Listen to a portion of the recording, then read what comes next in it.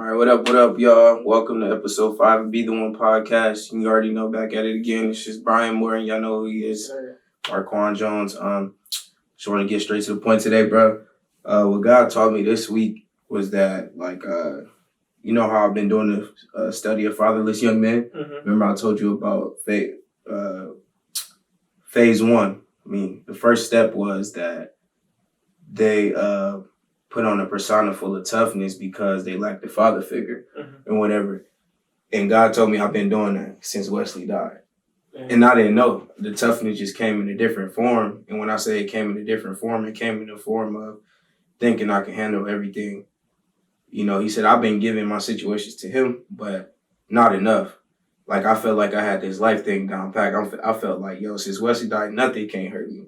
Like, that's how I really felt. I had a little arrogance about hard times. Like, I felt like when this hard time came up, I knew how to handle it. I know how to handle it. And I was doing it properly, by reading the scripture and everything and getting guidance through prayer.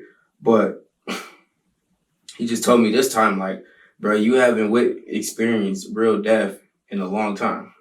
Like, I experienced death with of course, with Davion Gaines, but I handled it properly, Probably about after a week, I was over it. But I didn't stay up all night, like, until 6 a.m, wondering, like, dang, maybe I'm not as tough as I thought I was, when it comes to handling hard times. And this taught me because, it was Dejan, lost Dejan, and it just reminded me who I was again. Like, I always preach my testimony, but I never realized, like, dude, you don't think deeply enough into the person you were. Like, you just ignore it so much that you forget. Like, I show gratitude for getting out of the streets, but I don't show it. You know what I'm saying? I just walk with this boldness and arrogance because of my gift and my leadership. And I feel like I was making leadership an idol. Like, for real, bro. Like, God been checking me this whole week. He's like, bro, you not that tough. He was like, you haven't been showing like enough compassion for other people. Like, you know how to speak to people. People love you and everything, but you don't put yourself in their shoes deeply enough. Like, and when I say that, I'm saying from a point of, I would listen to them tell me their stories, their pain, and I would give them great advice, to get up out of it and tell them how I got through it. But I got to remember, bro, not everybody is strong as you. Mm-hmm. And that's what I've been forgetting. That's the top principle I've been forgetting. So I've been putting myself in other people's shoes, but not as far as strength, So when I see people hurt, about losing a loved one, and I was saying, like, you seen them in the streets, what happened. We just talked about this on the most recent podcast. And then with this one, it was like God smacked me right in the mouth because it was like Dejan, I knew what he was doing in the streets. But it just reminded me, like, because he was somebody I tried to speak to, like, get out the streets, bro. You already know where that's going. And before he got murdered in Chicago, right? But he said that he wanted to move back to Lansing for good. Right before he got killed, he didn't want to go back there, bro. And then that ended up happening to him. So with this week, it was just showing me, like, you can handle all these other situations where people persecuting you, where people talking about you because you're positive. That's nothing. I can easily throw that away and get that out of my face. But death, I was forgetting, like, that's tragic. That's tragedy. Like, they're not breathing. You're never going to see them again. All of this, like, I've been just so driven in my own head since Wesley died. Like, I was forgetting what pain really felt like because I was eating other situations like it was nothing. But God was like, bro, you haven't lost somebody that you raised, like your little brother, the one who just got killed a couple of days ago. He was like, you haven't lost somebody like that who you seen grow up as a baby. You never lost that. So all that's in my head. When I picture him, I don't picture a grown Don. I don't picture a grown younger God brother. I picture the baby. Dang. So that's what's been breaking me, bro. Like, me having giving me trouble falling asleep. And then my sister, I'm just like, I know how she lived too, but God was like, you don't have deaths in your family. We don't. We never have deaths in our family. And she didn't die, but I've been sad like she died, bro. Like, for real, because it really scared me. Because the first day, the night it happened, bro, I had just got done praying 20 minutes. I prayed no, it wasn't 20 minutes. I'm sorry. That's a lot. I was praying like 5 or 10 minutes. And then I got up to lay down and get in the bed. And then my grandma came, Quan. your sister not breathing, such and such. Like, soon as I got done praying, bro. Damn. Like, soon as I got done praying, they was like, yeah, she got in a bad accident. So I went to the hospital. First thing I seen, Duke and Anthony mom, you know, they don't look at things from a point of maturity like we do. Okay. So I went into the hospital, she yelling at the people and stuff. So I go in there, you know, I had to calm her down. I'm like, let me speak. You know what I'm saying? The calm one.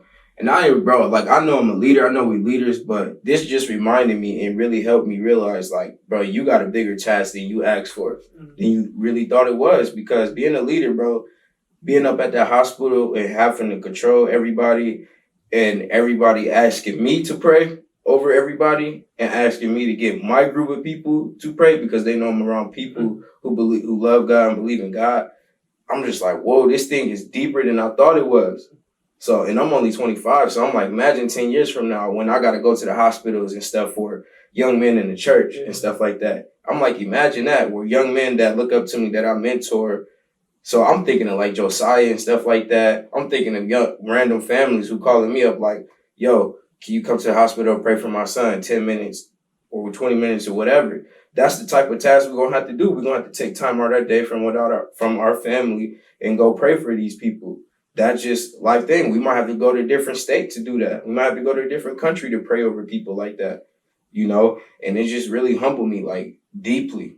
Like, deeply. I was trying to, like, walk like Jesus. I feel like I've been walking like Jesus since 2010, like, been striving, but I really haven't, because Jesus, like, his compassion was way levels up above ours, bro.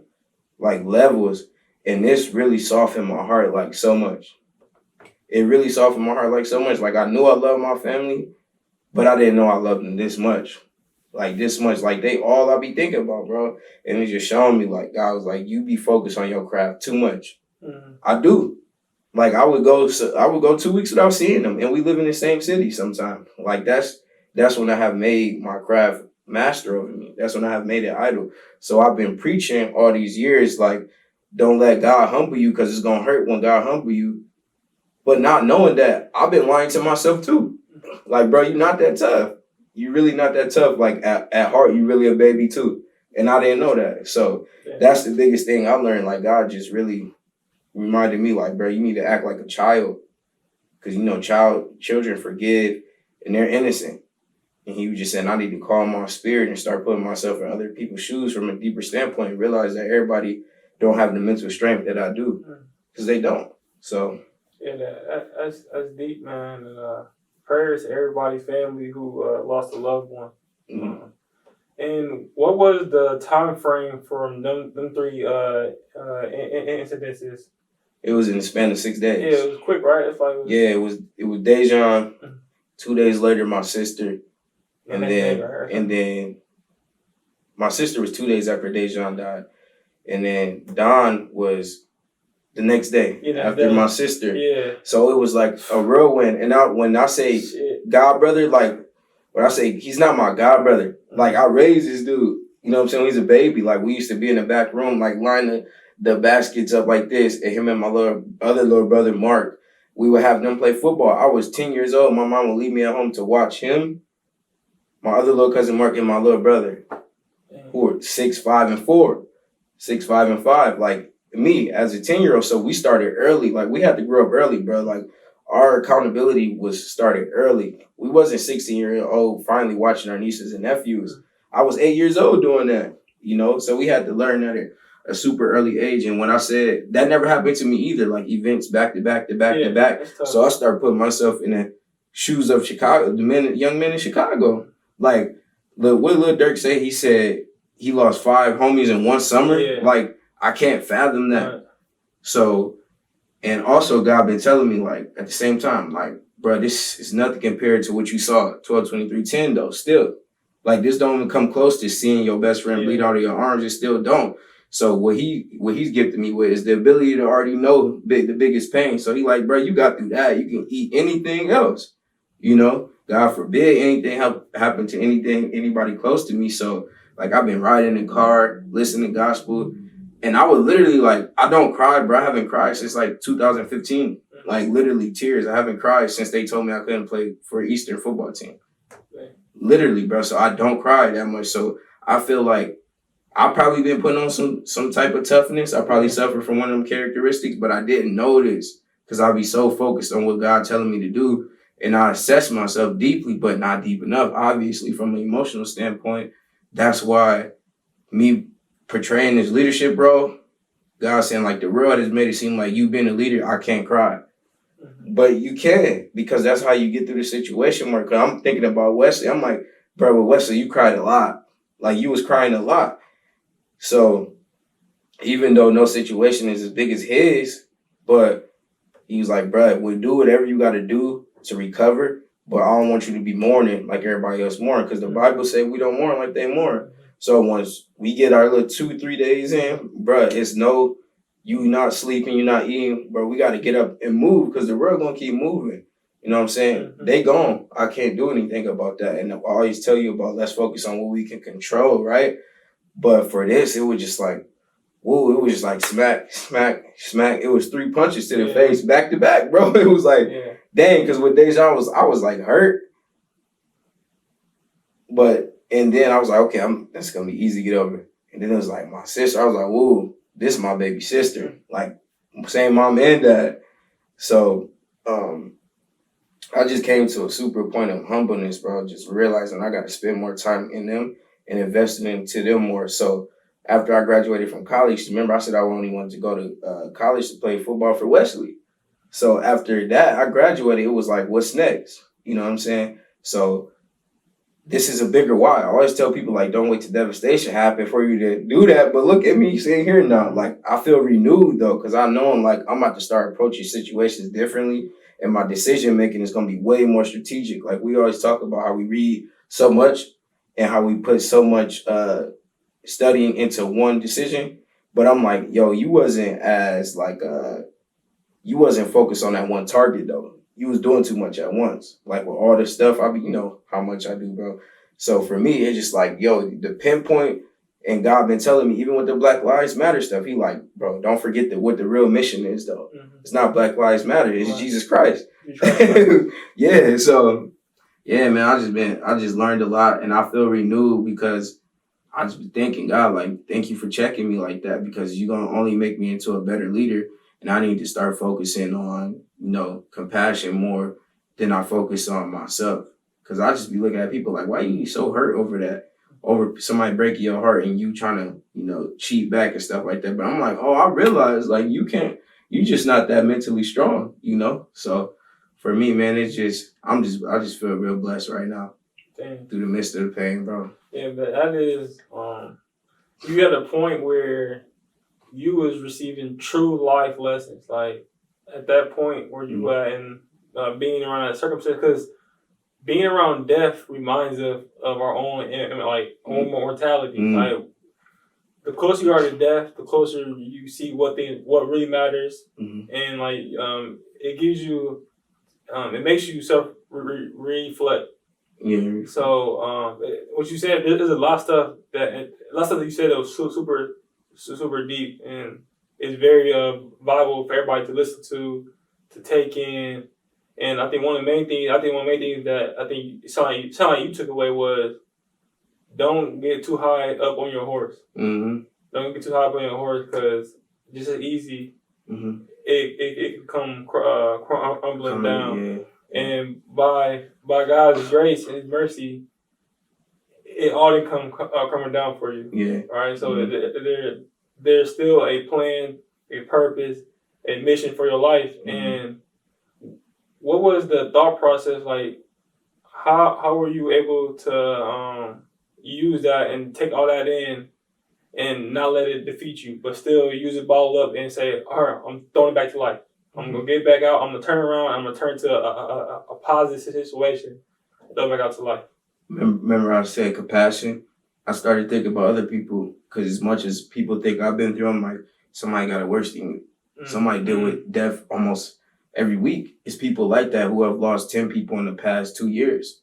It's like that some places, like third world countries. Like, I started thinking of kids like that. I'm like, they don't got nothing to eat. I started thinking about my brother Meshach in Africa. I'm like, he built his house on mud and sticks. I'm like, bro, you witnessed death, but I'm like, look at how he's living daily, though. Daily, we can wake up and come do a podcast. He can't do that. You know what I'm saying? He can't call me on video because it won't work. The service is too far.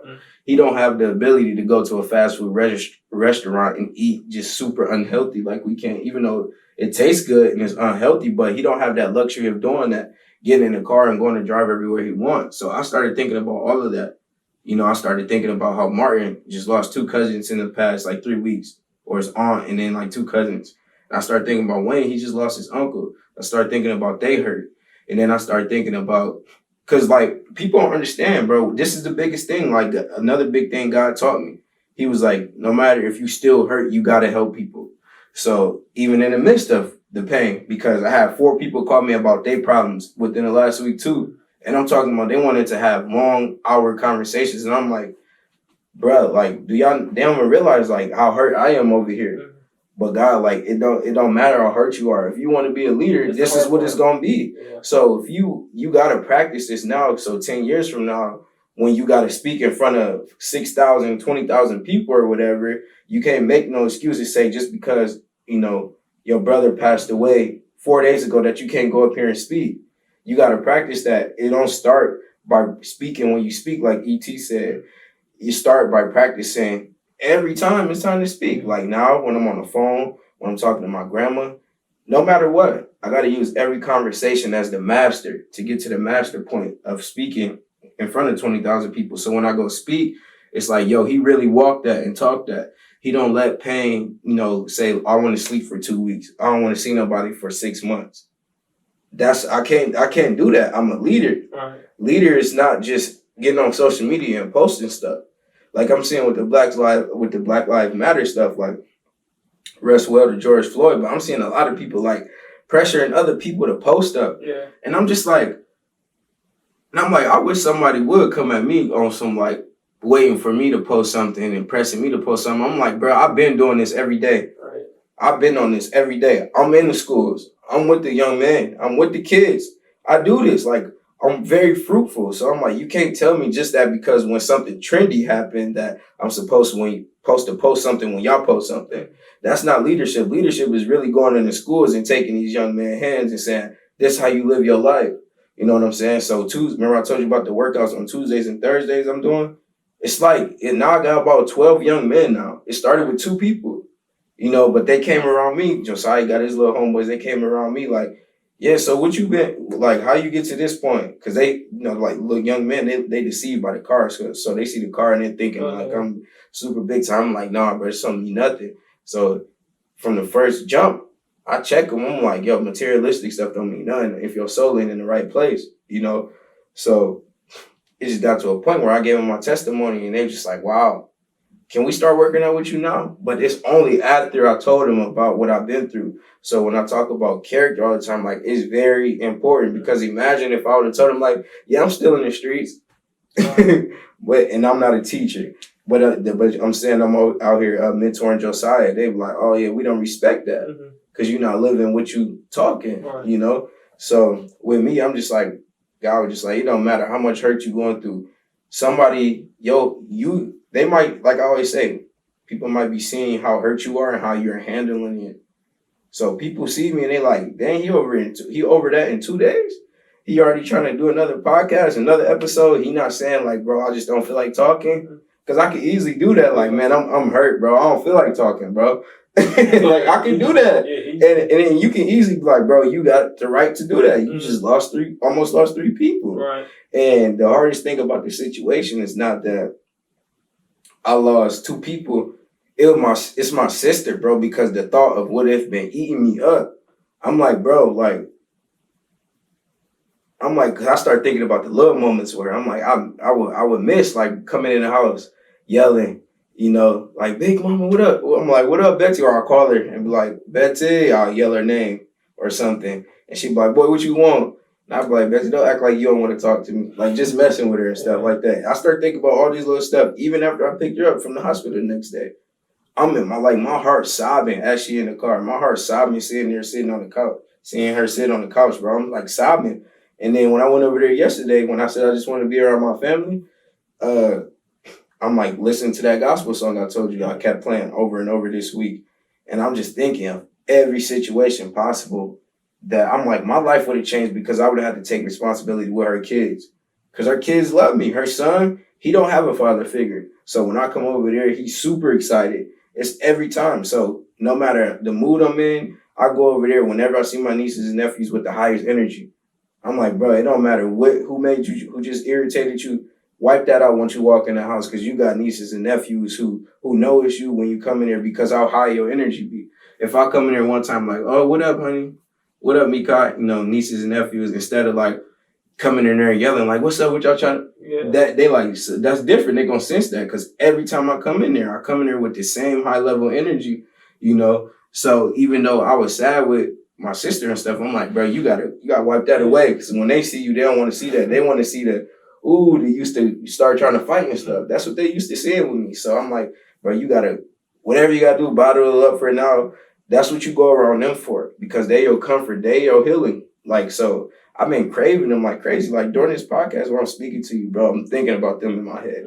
Like I can't wait to go hug them and stuff. So yeah, man, it's just, man, I'm just very fortunate, bro. Like I really been praying like more than I ever been praying. Like we pray a lot, you know that. But just this time, bro, it's like different type of prayer. Different type of, it's diverse. It's not the same old routine prayers. It's longer. It's about everybody. It's about everybody, even the police, the racist people. Like it's about that too. Everybody who's racist, everybody who got evil desires, everybody who live in like with a mindset of, oh, I need to get back at that person because they did this to me. So like with my cousin Don, he got killed, but my brother taking it the hardest. My little brother, I went and seen him yesterday. And he got the mindset of like, yeah, let's get up with him. That's he not on that, but he supports anybody who has that mindset. So I'm just like, bro, like you love feeling like that pain over and over, because I'm like that mindset is what has created that generational cycle. And he don't realize it because he's so caught up into what happened. That's why I've been telling people, like, don't focus on the pain of the situation, focus on the purpose, and that's how you get through it. And I realized that's what I always did with every situation, bro. So you said it don't matter on the pain. Yeah, don't focus on the pain. Focus on the purpose of it. No, I don't care what happened. I don't care if you lost your entire, you know, immediate family, bro. As much as that will break you, you gotta focus on the purpose because you always focus on like, I'm so hurt. You gonna do things that hurt people do. Yeah. Right? So likewise, that's a question everybody asks themselves. Do I want to be a leader? Like, do you still want to be a leader? Like, that's what you're going through is tough, man.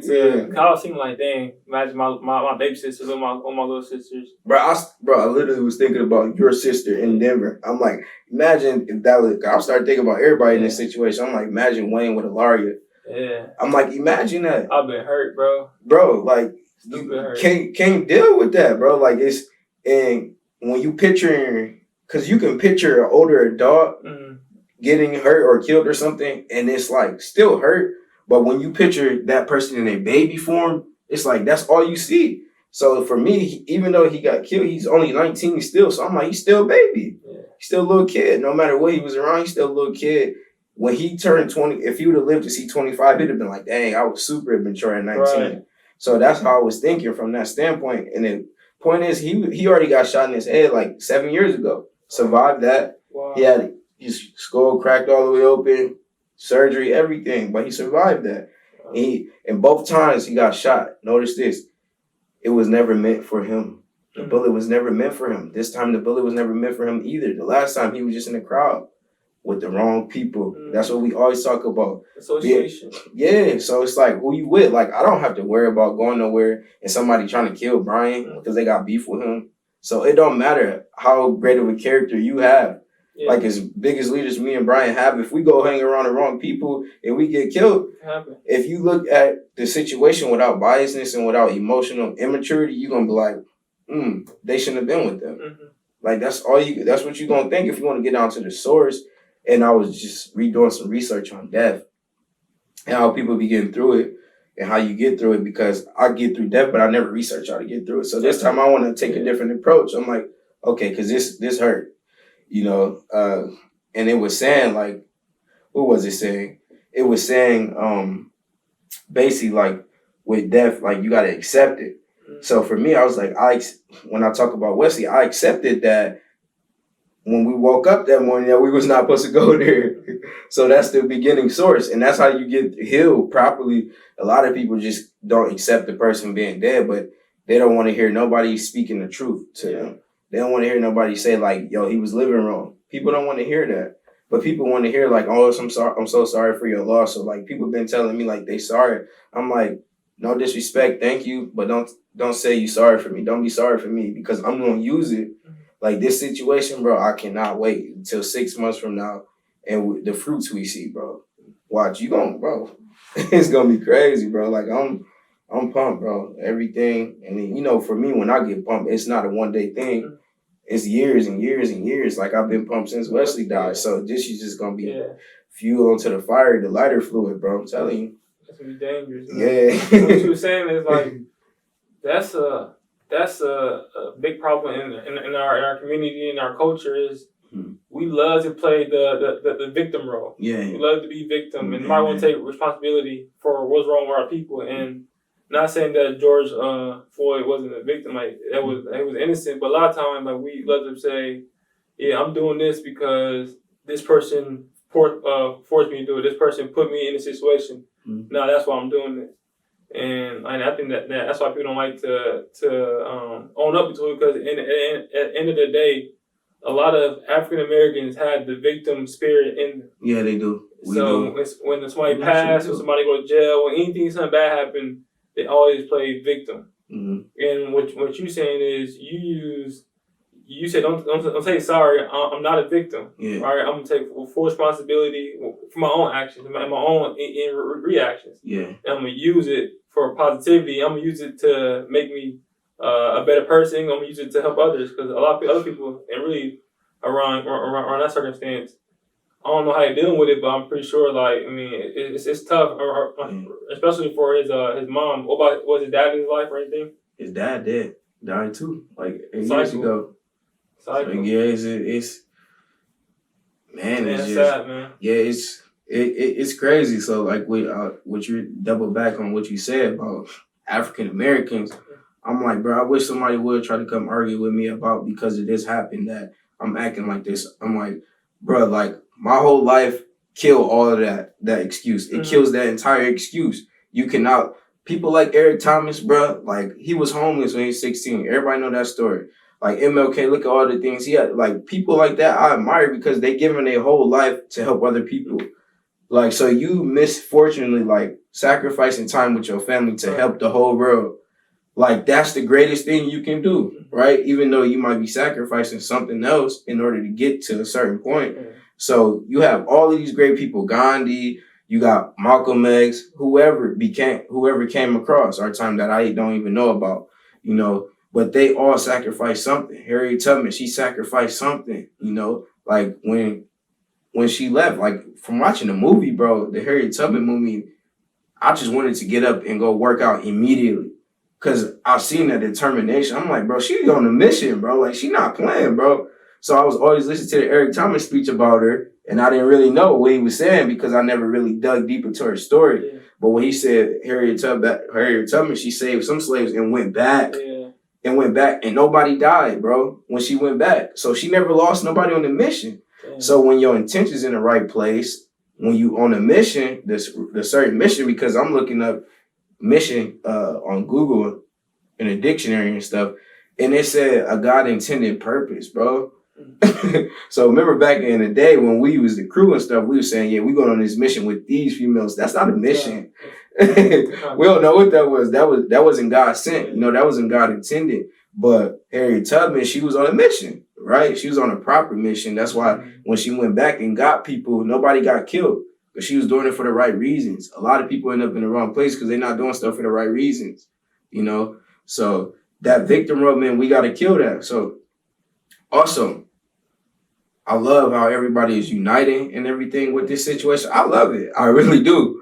But I'm like, bro, I love the enthusiasm everybody has right now with this situation and stuff. And I just see just a different determination with people. I'm seeing people sick of it, bro. Like people just sick of evil, period. because it's no reason that stuff like that should happen ever. Right.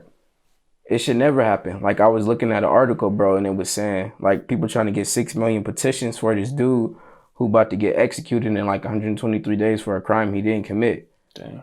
And obviously, if it's 6 million people trying to do this, like, it got to be some truth there, right? That he didn't do it. It said somebody just put him at the scene, and then the jurors, what did they do? The jurors basically stated like, it was a biased juror, of course, right? Because most jurors, when they select a juror, it's not 5 black people and 5 white people. It's probably 9 white people and 1 black person on the juror.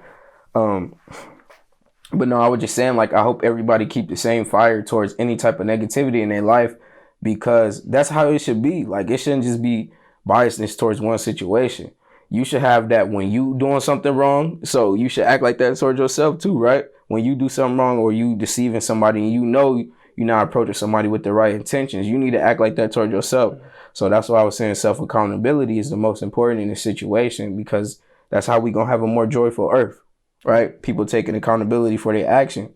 So you can't tell me that, because I've seen your posts and people's arguing and stuff, whatever, trying to debate. But some people everybody have valid points. But I'm like, don't look at this one group and say because we in this poverty situation that we got the right to make these decisions. Because I'm like, when I was on the block, bruh, don't tell me because they lack resources that's an excuse for when I see another black man in my hood that he's staring me up and down and me mugging me. Yeah. That reaction don't come from a lack of resources. That come from a lack of character, right? So I'm like, don't give one person an excuse and then give the other, because if y'all want to do that because of how somebody grew up, I'm like, yo, you know me, I got a forgiving heart. I'm not biased at all. So I'm seeing a lot of people turn into the people that they hate right now. So a lot of people hate racist people. No, they come racist. So that's giving them an excuse to hate. Yeah. So I'm like, you losing yourself in the midst of doing all this. I'm like, it's okay to protest and everything. Do what you believe in. But I'm like, you losing yourself in the midst of it too, because you starting to become the person that you don't like. Deep. You got the same intentions that they got now. So now when you see somebody, you traumatized into thinking like, oh, they automatically like this. You know what I'm saying? But some of them grew up where they was taught that. Because racism nobody was born racist. Not one single person on this earth was born racist. They were taught that. So if you want to talk just because a black person was raised like this, that they have an excuse to go act like this, what about the white people? Like, no biasness. You can't tell me as a baby, no matter if you white, black, orange, whatever color you is, that you want to be racist when you grow up in 10 years. They parents instilled that into them. So as big as it is a generational cycle with young black men killing each other, with the white people with the racism, it's the same way with that, right? Like, am I lying or telling the truth?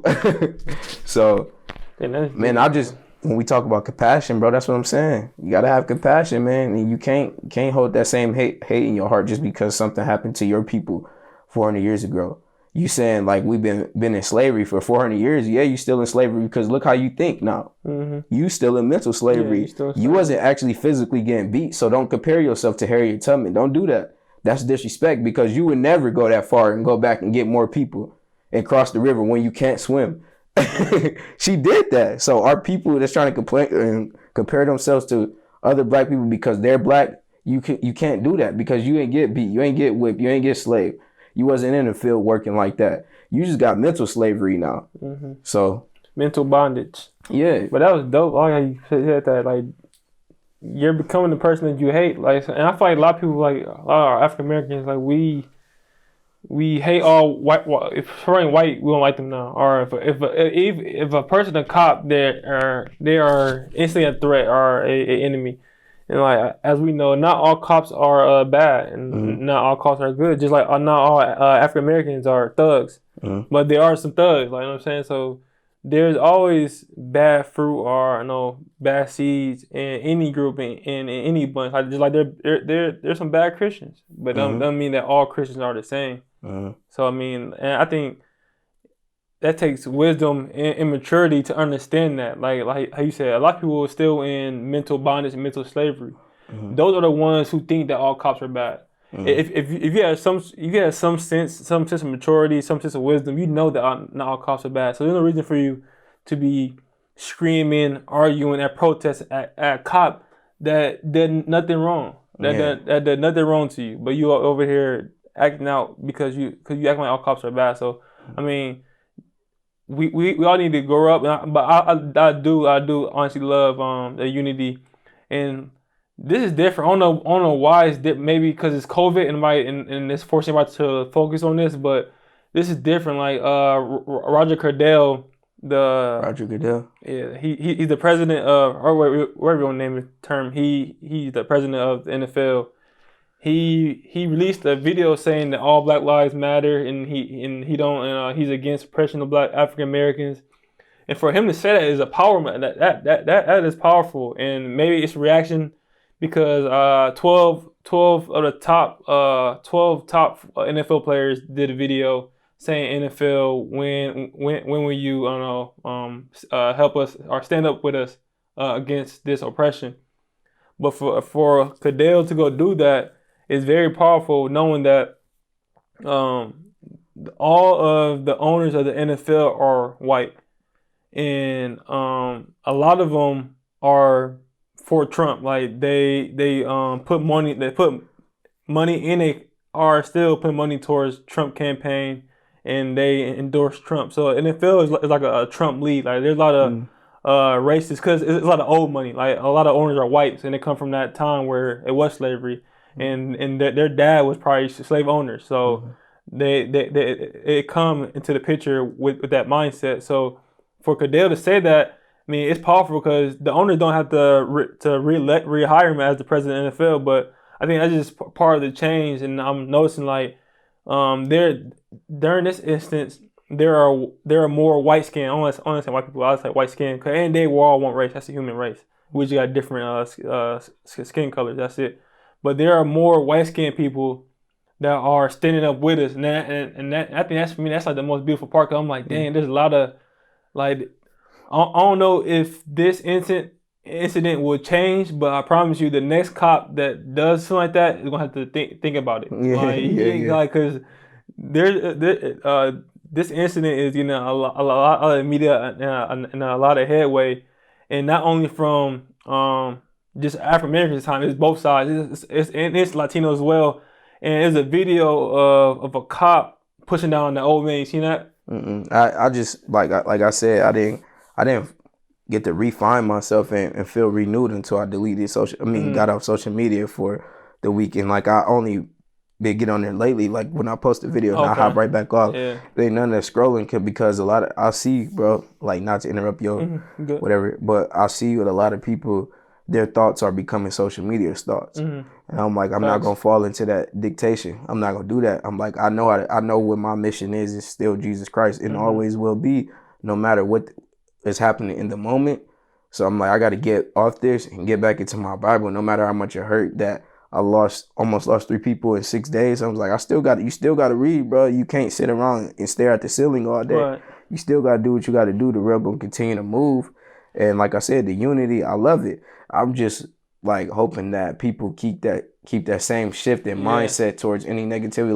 Like I said once today already. Like I always say, repetition deepens the impression.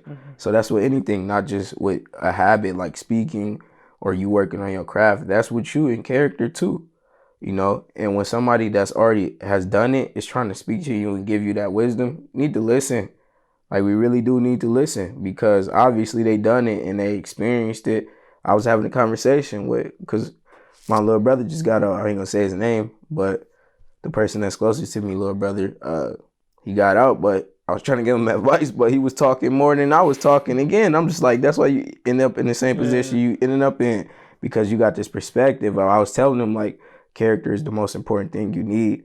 And he was saying it's not. Basically, like, money is, he's like, all you got to do is know how to talk, basically. I'm like, oh, okay. I was like, you know it all. I'm just going to leave you alone then. When you end up in the same position again, don't be calling me, talk about this and that. I should have listened to you, such and such. So, Take that mindset with y'all and just applying differences. And what I've been seeing too, what I've been loving about the people who aren't Black, that's been helping a lot. They getting out their comfort zone, bro. That's what I really love, that seeing people get out their comfort zone And as much as if, because like, what if the world was flipped, bro, and we were the ones that was killing white people for no reason? You know what I'm saying? So for people who don't understand, like if you still in disagreement with the movement or whatever that's going on right now, it's not, when people say Black Lives Matter, it's never against another race. Yeah. We never deny another race. We just saying that for so long is people act like we don't exist, acting like we're animals and stuff like that.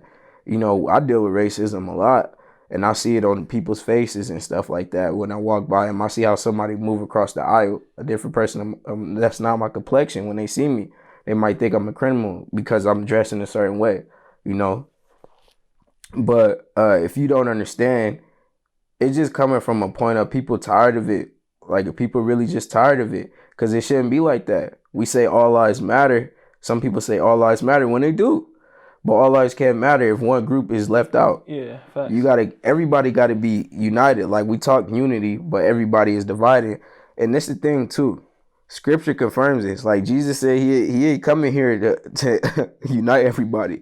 So when he come back to judge, he not gonna say who Black lives matter, who white lives matter, who Mexican lives matter. He gonna be like, who is for God, who is for me, who is living by grace, you know what I'm saying, who love their neighbor and love God with all your mind, body, heart, and soul.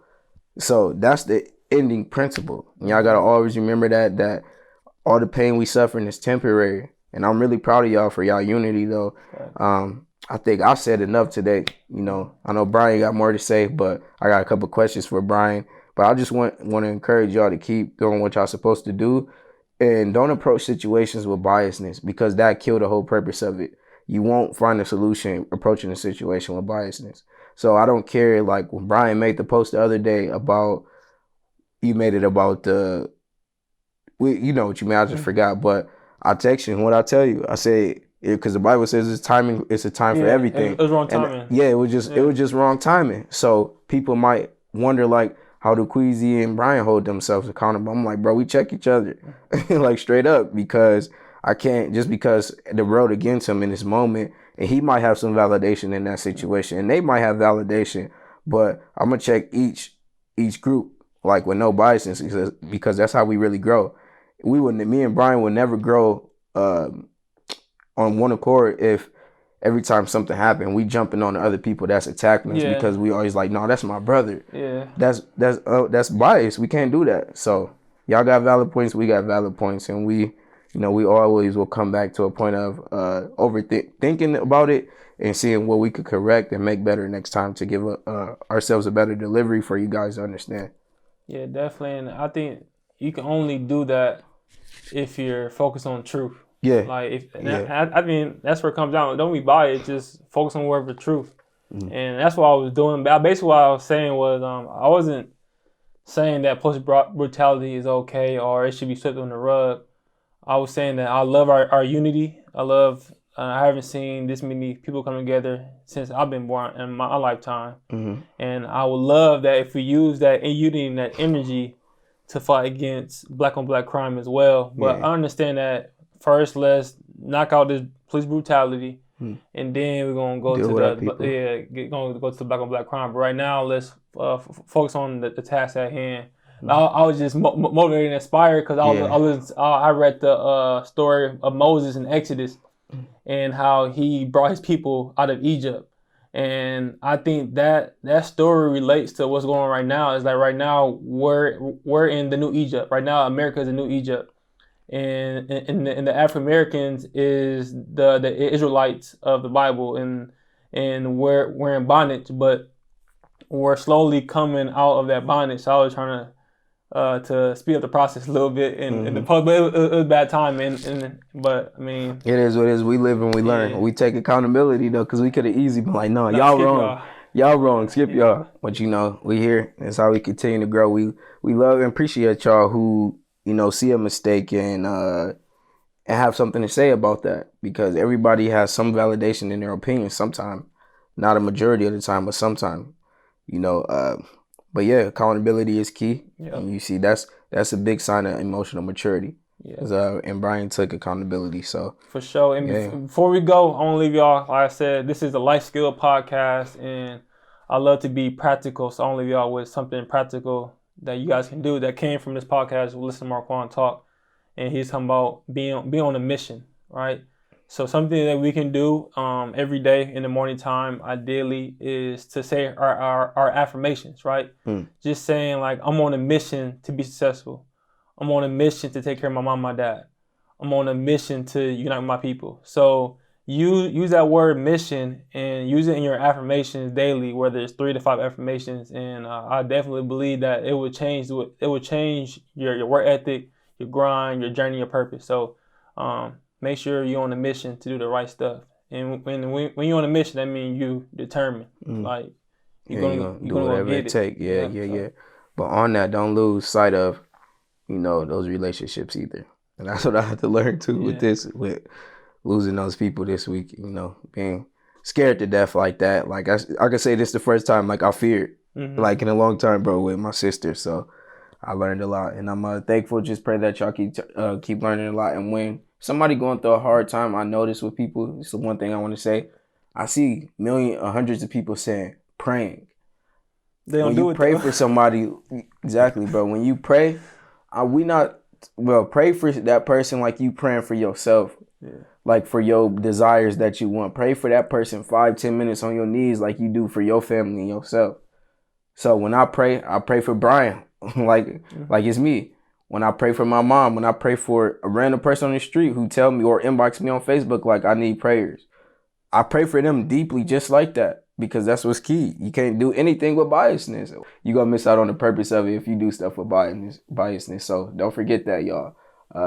But yeah, we appreciate y'all tuning into this podcast. We still got some stuff to fix on the technical side, but this is the 5th episode. We super excited. Right, we learning, we continuing, and everything will be so much better 5 episodes from now. So double up and just check the progress. And this is Brian Morton again. Be Morton, be smooth.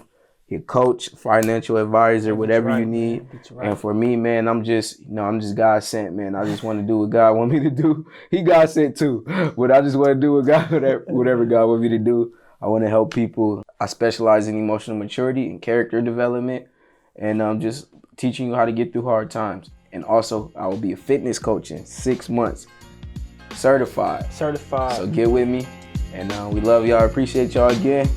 BeThe1 podcast. Yeah. Let's get it. Let's go.